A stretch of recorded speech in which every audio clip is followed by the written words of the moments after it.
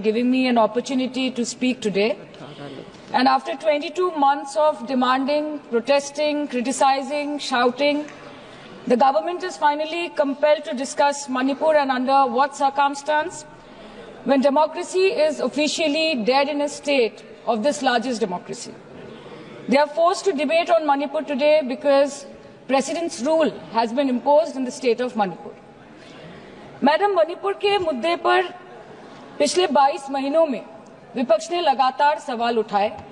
कभी चर्चा ना होने पर हमने वॉकआउट किया, तो कभी मकर द्वार पे धरना दिया। लेकिन हमें सबसे ज्यादा उम्मीद जिनसे थी हमारे आदरणीय प्रधानमंत्री जी, ना उनके मन में मणिपुर के लिए कोई जज्बा दिखा और ना ही उनके बातों में मणिपुर का कोई जिक्र उठा। 600 दिनों से ऊपर चल रही एथनिक वायलेंस मैडम, 240 से ऊपर मणिपुर के भाई और बहनों की मौत, 1500 से ज्यादा जख्मी लोग, more than 5,600 arms, 6.5 lakhs rounds of ammunition looted from police armories, करीबन 68,000 इंटरनल डिस्प्लेसमेंट, 13,000 से ज्यादा स्ट्रक्चरल डैमेज, कई लापता लोगों की डायरी, लगातार दहशत की खबरें। फिर भी सरकार ने अपनी चुप्पी मणिपुर पर नहीं तोड़ी। Madam, in the past 22 months, every individual has taken to the streets of Manipur, protesting and demanding peace. The apex student body of the Northeast staged a protest against the Prime Minister and the Home Minister for their failure to handle the crisis.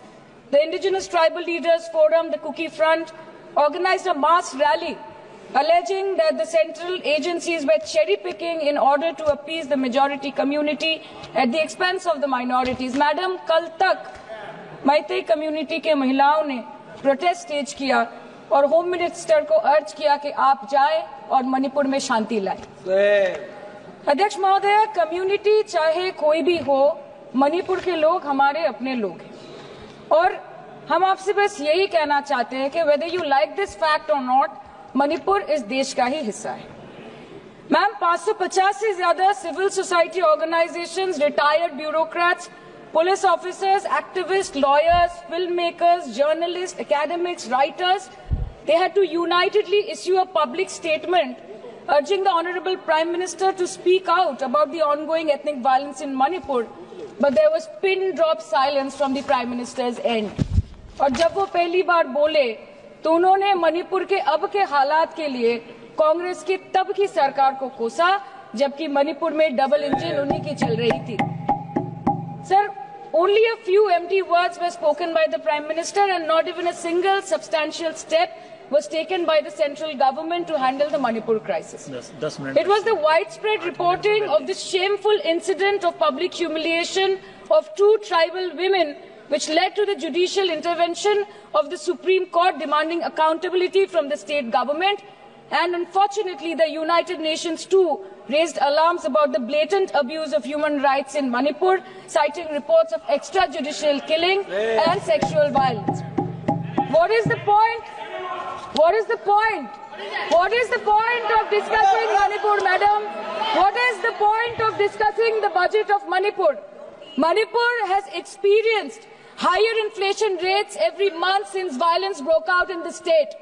70% of Manipur lives in the villages with a monthly inflation rate of 10 to 12%, the highest inflation among all states in the country. Youth employment in Manipur is at 23%. मंत्री,